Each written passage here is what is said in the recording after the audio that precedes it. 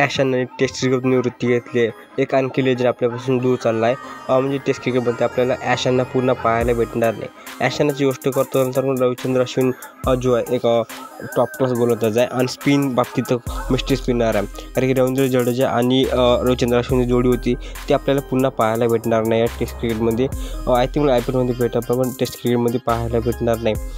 रविचंद्र अश्विनची गोष्ट करतो तर रविचंद्र अश्विनने एक मोठी उपलब्धी केली आहे. त्यामुळे टेस्ट क्रिकेटमध्ये टेस्ट क्रिकेट भारतासाठी चांगले ऑलराऊंडर आहे. ज्या प्रकारे त्याची जास्त विकेट आहे आणि रन आहे म्हणजे आपण ऑलराऊंडर बॅटिंग करतो आहे आणि 500च्या जास्त विकेट आहे इंटरनॅशनल क्रिकेटमध्ये तर ते आहे रविचंद्र अश्विनपाशी. तर अश्विनने आज सकाळी सांगितले की टेस्ट क्रिकेटमधून ते रिटायरमेंट होत आहे. तर हे रिटायरमेंट पहिलेच सांगितलं होतं परत टेस्ट मॅचमध्ये.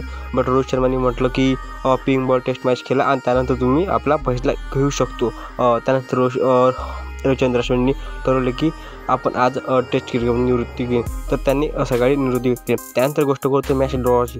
तर मॅच ड्रॉ होणार होता कारण की भारत पाण्यामुळे थोडा बेकार झाला.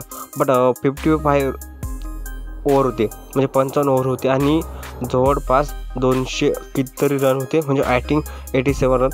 पण ODI मॅच बंद होतो आणि भारत काढू शकत होता असं नव्हतं काढू शकत. बट 100च्या गोलंदाजी पुढे भारत टिकूच शकत असता का हे मोठे प्रश्न होते. पण भारत हा मॅच ड्रॉ झाला एक कारण आपण कालही म्हटलं की भारतने जे फॉलोअन टाळला तो खूप मोठा होता. कारण की फॉलोअन टाळला त्यामुळे भारताचं संकट उरलं आणि भारताकडे काय पुढचे जे 2 मॅच उरले ते दोन्ही मॅच जिंकावे लागेल.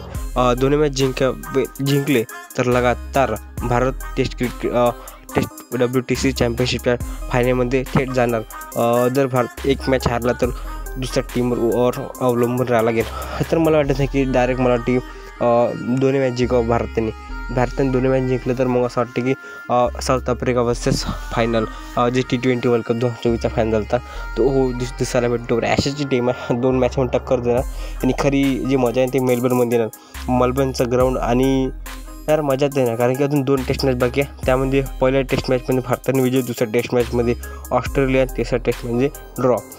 मजा खूप आली आहे कारण की 3 मॅचमध्ये लगातार पाहिलं तर आपण एक सिरीज आहे. अजून भारतामध्ये दोन्ही मॅच जिंकले तर खूप यामध्ये येते की रोहित शर्माचा फॉर्म आला माझ्या बॅटरचा आणि मेलबर्न पण चांगली कामगिरी केली पाहिजे आपण हेच म्हणतो. तर आपल्या एवढंच सबस्क्राईब करून तर भेटूया पुढच्या व्हिडिओमध्ये. धन्यवाद. सबस्क्राईब करा.